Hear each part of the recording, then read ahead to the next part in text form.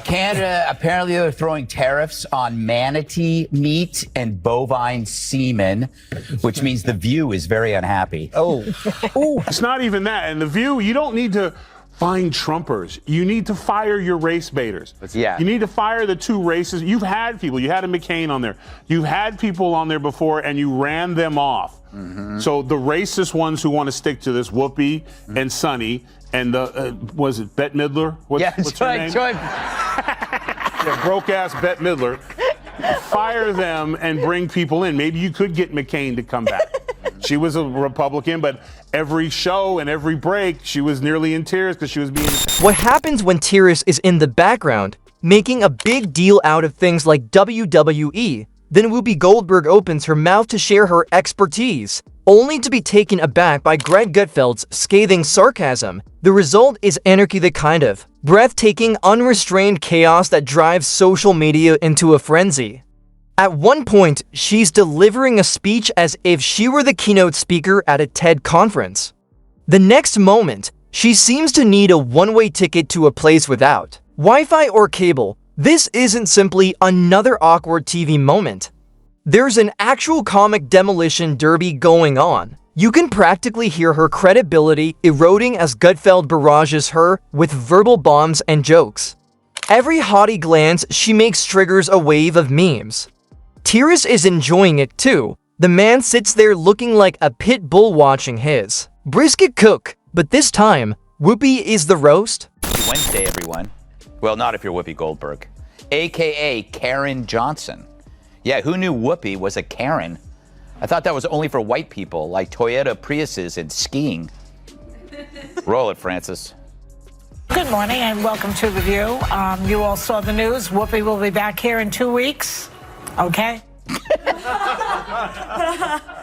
It's so cute when one of their side gets punished. They sulk like they ran out of raw cookie dough in the green room. Keep in mind, this is Whoopi Goldberg, the woman who once proclaimed herself the daytime television equivalent of a spiritual compass.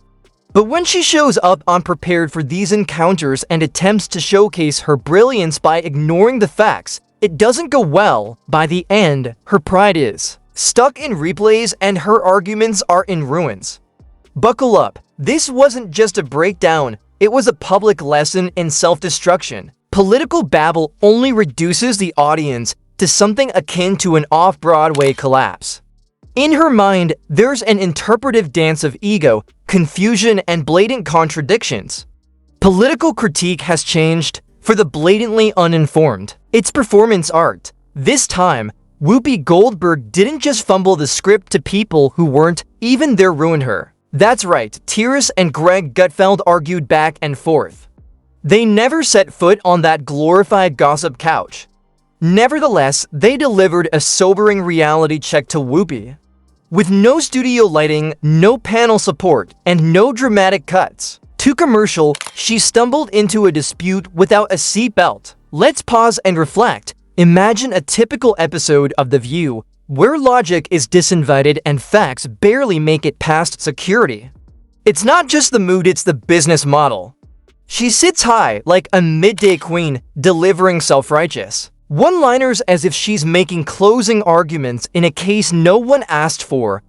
Yeah, ABC suspended Whoopi for 2 weeks because she said the Holocaust had nothing to do with race.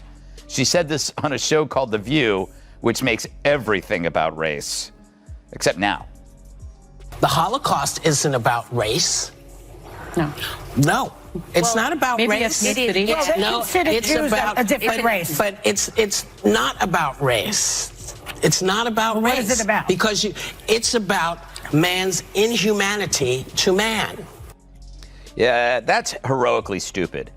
Even for the... But what truly caused this spiral? For the sake of common sense, she took it personally and acted as if someone had asked her to host a fundraiser. The intensity, the indignation, the unnecessary theatrics.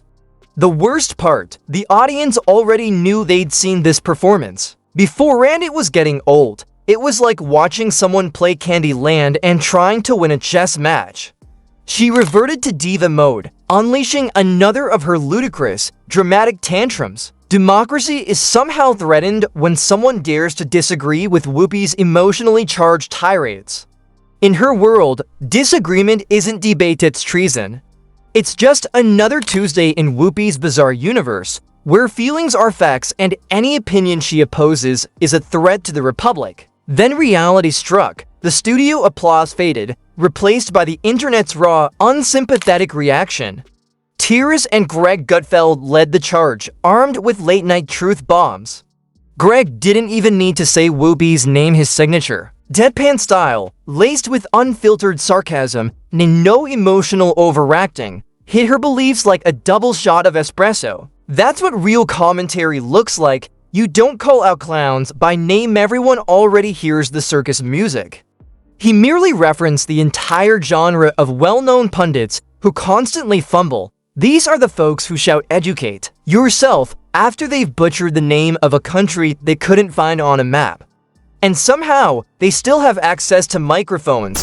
So the problem is that you have to go after the racist people. And if the CEO goes, you know what, I'm not going to allow a woman on my show or man that will go after white America and talk about them like dogs. That doesn't represent our ideals or values for anyone. And get rid of those people. And this will clear up real quick. So do you have to actually look in the mirror and clean up your own backyard and get the racist people out? Because that's who you allowed in. You allowed black racist on TV who could just go all day and say anything about white people. And I guess lo and behold, they forgot that there's a lot of people at home, white people at home during the day that are not watching your show anymore. So just clean it up. Yeah, you know, Emily. Viewers saw through it. Her long, theatrical side of the classic I'm too wise for this move became the ultimate tell. Not wisdom, but an empty defense, and this time, the internet struck back hard. Twitter roasted her, Reddit joined in, YouTube comments became comedy gold. A clip of Whoopi glaring at the camera turned into a meme factory. Captions, mugs, t-shirts even. Etsy merch dubbing her the saint of size. She tried to project moral high ground through body language, but became a viral punchline instead. Worst of all, she still doesn't get the joke. Yesterday on The View, otherwise known as Hell's DMV, Whoopi Goldberg asked how much different are the values of the Trump administration from the Taliban. We have a leader who has repeatedly demeaned women, Right. wants to defund organizations that benefit women, calling on the media to shut up, specifically wants to give preferential treatment based on religion. Are these values really much different than the Taliban's? Wow. Talk about groundbreaking to actually hear a celebrity say something mean about the Taliban. How dare they compare them to Trump? The Taliban should sue. Guess they ran out of Hitler analogies. So as they bash the president, I'm reminded how entertainers rarely express any rage over any strand of misogynist Islamism. If they did, we might take their rage toward Trump seriously. That's Whoopi's brand now, self-congratulation, selective outrage, and inflated self-importance. Like a TED Talk that spiraled into an angry Facebook post somehow still Emmy-worthy. Meanwhile, Gutfeld and Tyrus kept it cool, no rage, just clarity, and that's what stings. Whoopi knows they made sense.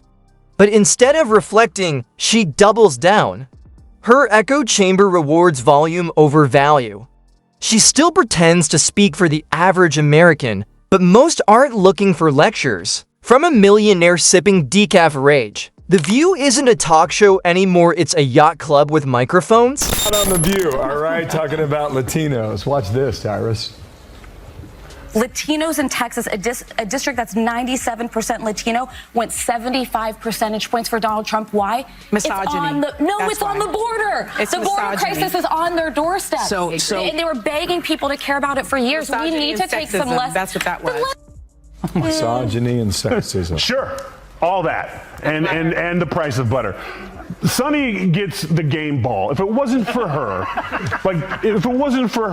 asking that question, it might have been a closer election.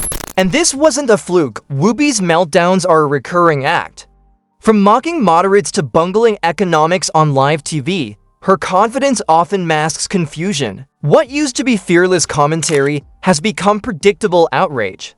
She's not leading a conversation, she's clinging to a spotlight that's no longer hers. When oh no, nothing really comes to mind. I was like, cha-ching.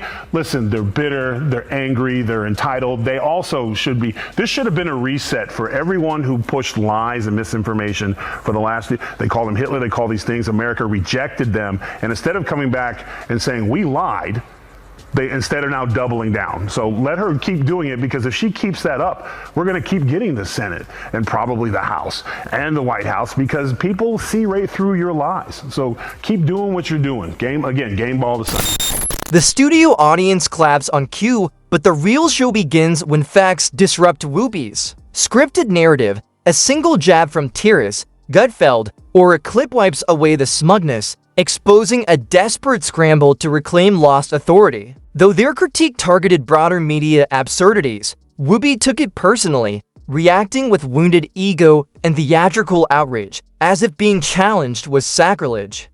The act isn't about being right, it's about playing the offended martyr whenever she's called out. Sausage maker Johnsonville is recalling more than 42,000 pounds of pork sausage for possible contamination with plastic fibers.